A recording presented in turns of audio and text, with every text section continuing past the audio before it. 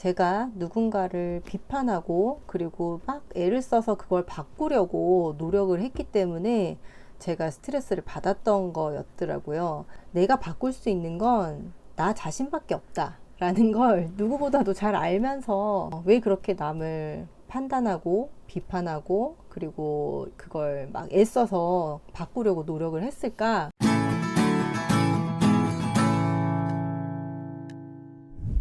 네, 여러분 안녕하세요. 1분 책 읽기 매일 낭독 시간입니다. 매일 10분의 낭독으로 나를 견고하게 다지는 시간을 가집니다. 저와 함께 영감의 쾌감을 느껴보시기 바랍니다. 네, 여러분 저는 이번 주 한 주 동안 좀 스트레스가 많은 한 주였었어요. 근데 그걸 이제 이렇게 되돌아 생각을 해보니까 저한테 문제가 있었던 것 같아요. 제가 누군가를 비판하고 그리고 막 애를 써서 그걸 바꾸려고 노력을 했기 때문에 제가 스트레스를 받았던 거였더라고요.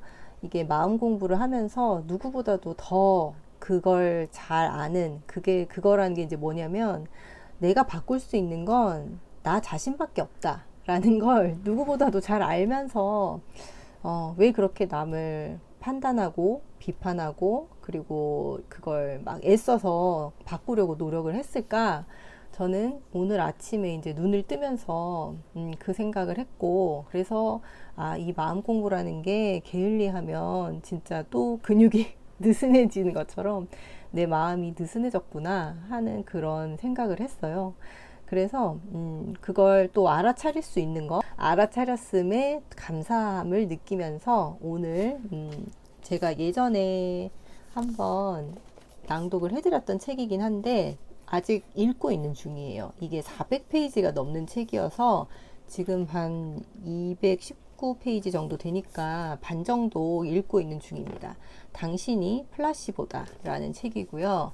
그 전에 이제 낭독 영상들에서도 이 책을 앞부분에 너무 좋은 부분이 많아서 읽어 드렸었는데 오늘은 제가 이제 이번 주에 느꼈던 비판하는 마음, 분석적인 마음의 두 얼굴에 대해서 나와 있는 부분이 있더라고요. 그래서 그 부분을 오늘 한번 낭독으로 남겨보려고 합니다. 분석적인 마음 혹은 비판적인 마음은 우리가 알아차리고 있는 마음, 의식적으로 사용하는 마음이다. 우리 뇌에서 신피질이 하는 기능이 이것이다.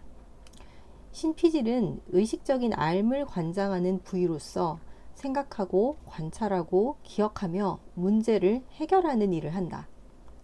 신피질은 분석하고 비교하고 판단하고 재고하고 조사하고 질문하고 분류하고 검토하고 추리하고 추리하고 합리화하고 반성한다.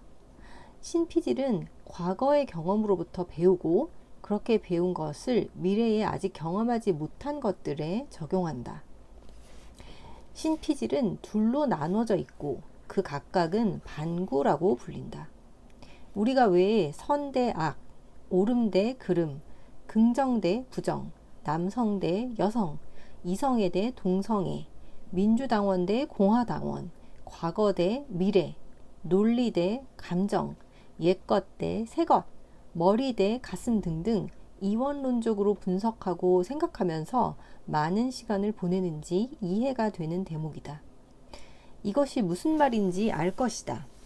거기에 스트레스로 인해 우리 몸에 쏟아지는 화학물질들이 분석의 전 과정을 더욱더 빠르게 몰아붙인다. 미래의 결과를 예측하기 위해 훨씬 더 많은 것들을 분석하기도 하는데 이는 과거 경험에 비추어 일어날 수 있는 최악의 시나리오를 어떻게든 피해보려는 것이다. 물론 분석적 마음 자체에는 문제가 없다. 분석적 마음이 있기에 깨어있는 내내 우리가 잘 살 수 있다. 우리를 인간으로 만들어주는 것도 분석적 마음이다. 분석적 마음은 의미를 만들어내고 외부 세계와 내면 세계를 일관성 있게 연결시킨다. 여기서 외부 세계는 서로 다른 시공간 속의 사람들과 물건들의 경험이 합쳐진 결과라고 이제 설명이 되어 있고요. 내면 세계는 우리의 생각과 느낌이라고 합니다. 분석적 마음은 우리가 고요하고 편안하고 집중력이 좋을 때 가장 잘 작동한다. 이때 분석적 마음은 우리를 위해 작동한다. 우리 삶의 수많은 측면을 동시에 살피면서 우리에게 의미 있는 답을 제공한다. 분석적 마음은 무수한 갈림길에서 우리 선택을 돕는다. 분석적 마음이 있기에 우리는 결정을 내리고 새로운 것을 배우고 어떤 것이 믿을 만한지 아닌지 면밀히 살펴보고 사회 상황들이 윤리적인지 아닌지 판단하고 삶의 목적을 분명히 알고 도덕적인 것과 비도덕적인 것을 확실히 구분하고 받아들인 감각 자료가 중요한 것인지 아닌지 판단할 수도 있다. 분석적 마음은 외부 환경에 대처하고 그 속에서 잘 살아남도록 우리를 보호한다는 점에서 에고의 확장이라고 할 수도 있다. 에고는 늘 외부 환경 속의 상황들을 평가하며 가장 이로운 결과를 모색한다. 자아를 보살피고 몸 또한 보존하려 애쓴다. 뭔가 위험할 것 같으면 당신의 에고가 말해줄 것이고 상황에 잘 대응하도록 당신을 끌어갈 것이다. 예를 들어 길을 걷고 있는데 마주오는 차들이 당신이 걷는 인도 쪽으로 너무 붙어서 달려온다면 당신은 길 건너편으로 건너서 걸어갈 것이다. 그렇게 하도록 이끄는 것이 에고이다. 나를 보호하기 위해서 에고가 있어야 돼요. 하지만 스트레스 호르몬의 집중 포화로 에고가 균형을 잃게 되면 분석적 마음이 대단히 활발해지면서 과도한 자극을 받게 된다. 이때 분석적인 마음은 더 이상 우리를 위해서가 아니라 우리에 반해서 작동하게 된다. 우리는 지나치게 분석적이 된다라고 합니다. 그리고 에고는 극도로 이기적이 되어서 이게 이제 너무 지나쳐 버리는 거죠. 뭐든 자신이 먼저여야 만족을 한다고 합니다. 그것이 에고의 일이기 때문이다. 에고가 이제 일을 너무 많이 하게 되는 거예요. 에고는 우리의 정체성이 보호되려면 통제를 받아야 한다고 생각하고 느낀다. 에고는 결과물에 대해 힘을 발휘하고 싶어 하고 안전한 상황을 확보하기 위해 해야 할 일을 미리 말해준다. 그리고 익숙한 것들에 집착하고 보내려 하지 않는다. 이게 이제 앞에서는 우리가 분석적 마음이 있어야 한다. 왜냐하면 우리는 사리 분별 판단해야 하고 나를 보호해야 하기 때문에 이 분석적 마음이라는 게 없어서는 사실은 안 돼요. 분석하고 비판하는 마음이라는 거. 근데 이제 이게 스트레스 호르몬의 집중 포화로 이 에고가 균형을 잃게 될 경우가 문제라는 거예요. 에고는 결과물에 대해 힘을 발휘하고 싶어하고 안전한 상황을 확보하기 위해 해야 할 일을 미리 말해준다. 이 부분 읽었는데. 그리고 익숙한 것들에 집착하고 보내려 하지 않는다. 그래서 억울해하고 아파하고 고통스러워한대요. 희생자 상태에서 벗어나지 못하는 것이다. 에고는 미지의 상황은 위험한 것으로 보고 어떻게든 피하려고 한다. 에고에게 미지란 신뢰할 수 없는 것이다. 중독적인 감정의 요구들을 충족시킬 수만 있다면 에고는 무슨 일이든 해서 힘을 기를 것이다. 에고는 자신이 원하는 것만 생각하고 그것을 가장 먼저 얻기 위해서는 어떤 험한 일도 불사할 것이다. 에고는 자신을 보호하기 위해서라면 언제든지 싸우고 거짓말하고 교활해지고 영악해진다. 따라서 스트레스가 많은 때일수록 당신의 분석적 마음은 그 순간 당신이 느끼는 감정 속에 더 철저히 갇혀 당신 삶을 분석하게 된다. 이런 일이 일어날 때 사실 당신의 의식은 진짜 변화를 부르는 잠재의식적 마음의 작동 체계로부터 더 멀어진다. 그때 당신은 감정적이었던 과거로 당신의 삶을 분석하는 것이다. 그 문제에 대한 대답이 과거의 감정 속에 있을 리가 없는데도 말이다.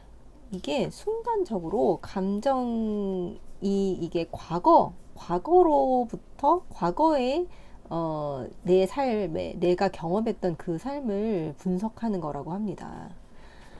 그 답은 사실 과거에 있진 않죠. 이때 당신은 익숙하고 제한적인 화학적 상태 안에 갇혀서 더욱더 고심할 수밖에 없다.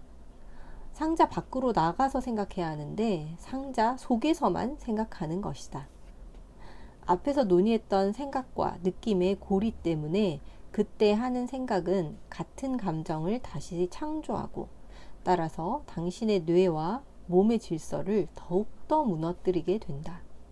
스트레스 감정을 극복하고 다른 마음의 상태로 삶을 바라볼 때 좀 더 쉽게 답을 찾을 수 있을 것이다. 이 점을 잊지 말기 바란다. 한 번 더. 스트레스 감정을 극복하고 다른 마음의 상태로 삶을 바라볼 때 좀 더 쉽게 답을 찾을 수 있을 것이다. 이게 생각과 느낌의 그 고리가 같은 생각을 하면 같은 감정을 창조하고 또 그 같은 감정은 같은 결론을 내린다고 합니다. 그래서 우리가 이제 이 스트레스 관리 자체도 굉장히 중요해요. 분석적인 마음이 강해지면 새로운 결과에 대한 암시 감응력이 낮아진다. 왜 그럴까? 곧 응급 상황에 맞닥뜨릴 것 같은 순간에 열린 마음으로 새로운 가능성들을 음미하고 받아들일 수 없기 때문이다. 새로운 생각을 믿고 그것이 마음껏 펼쳐지게 두고 그것에 자신을 내어 맡길 때가 아닌 것이다. 신뢰할 때가 아니라 생존 가능성의 최대값을 알기 위해 아는 것과 모르는 것을 가늠하고 그렇게 해서 자아를 보호할 때인 것이다. 다시 말해 미지의 것으로부터 도망가야 할 때인 것이다. 그러므로 스트레스 호르몬들이 분석적 마음을 지지할 때는 생각이 좁아지고 새로운 어떤 것을 믿거나 신뢰하지 않게 되며 생각만으로 믿게 하거나 미지의 것을 기지의 것으로 만드는 암시 감응력이 떨어진다. 당신은 분석적인 마음 혹은 에고를 당신을 위해서 사용할 수도 있고 당신에 반하도록 사용할 수도 있다 라고 얘기를 하고 있어요. 오늘은 저의 이번 한 주를 되돌아보면서 좀 마음을 다스리는 그런 부분을 한번 낭독을 해봤습니다. 여러분의 이번 주 한 주는 어떠셨는지요? 한번 되돌아보면서 오늘도 저와 함께 10분 낭독 함께 해주셔서 정말 감사합니다.